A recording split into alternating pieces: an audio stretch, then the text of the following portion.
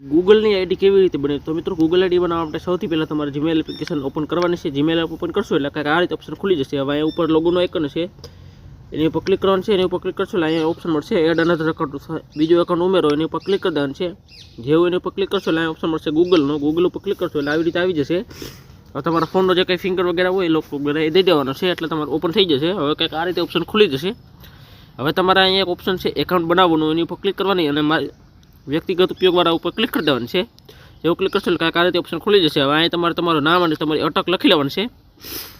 તો નામ અને અટક લખી તમે નેક્સ્ટ ઉપર ક્લિક કરી દેવાનું છે. નેક્સ્ટ ઉપર જેવું ક્લિક કરશો એટલે આવી રીતે આવી જશે. હવે અહીંયા તમારે તમારી જન્મ તારીખ અને મહિનો અને વર્ષ સિલેક્ટ કરી અને તમે પુરુષ છો કે સ્ત્રી છો એ સિલેક્ટ કરી અને ઓકે કરી દેવાનું છે.